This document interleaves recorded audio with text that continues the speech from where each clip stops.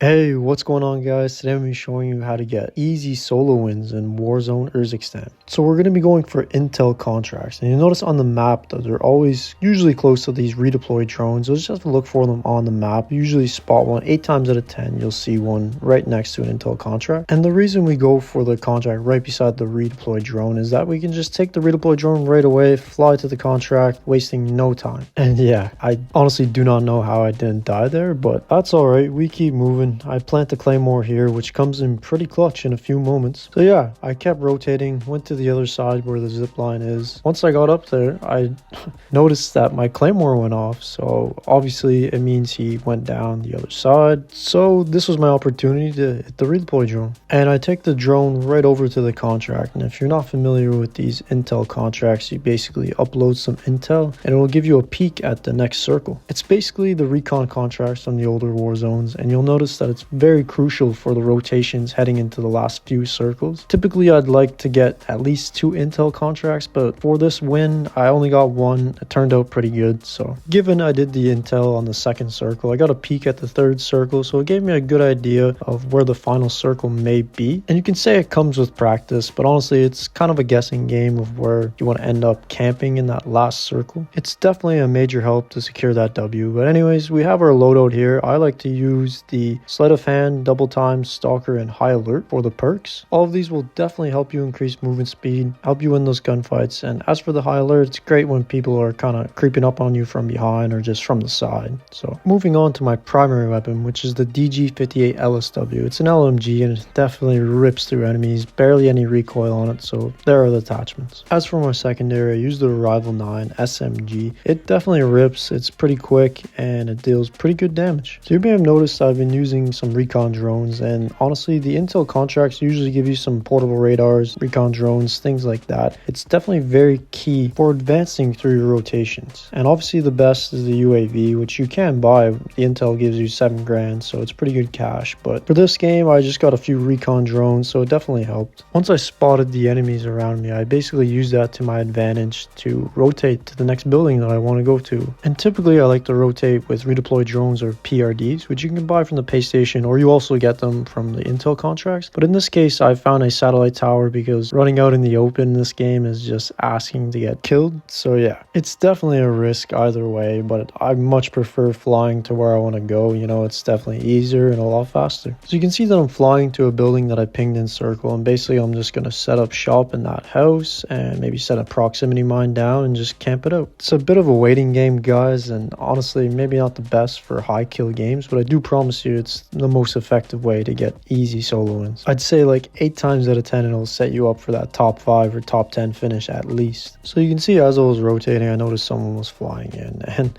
a funny thing about this, the building that I pinged, I found out that it didn't have doors, or I guess it's not open until the event starts, so I kind of didn't know where to go. But luckily I found a UAV, which was crazy clutch.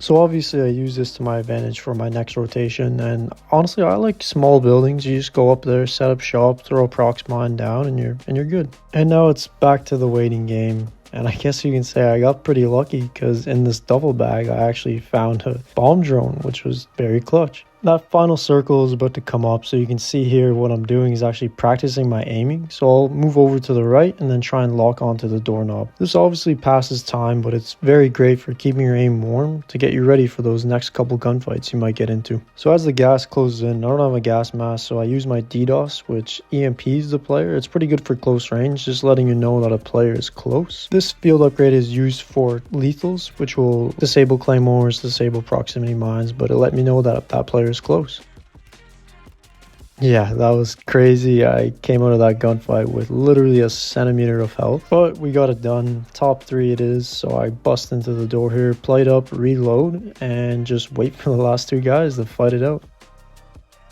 Once I realized that it's 1v1, I pull out that bomb drone, which was pretty clutch. I mean, not so much for the kill, but just to get an idea where that last guy is.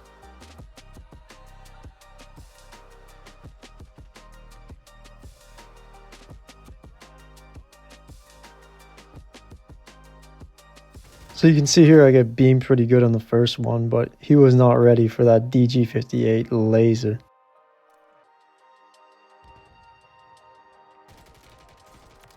There you have it, guys. Easy solo win. You know, not the prettiest of wins, just 2 kills, you know, but we got it done. That's all that matters. Anyways, thanks for watching, guys. I hope you enjoyed the video, and leave a comment below, or please consider subscribing to our channel. Till next time, stay tuned. Peace out, guys.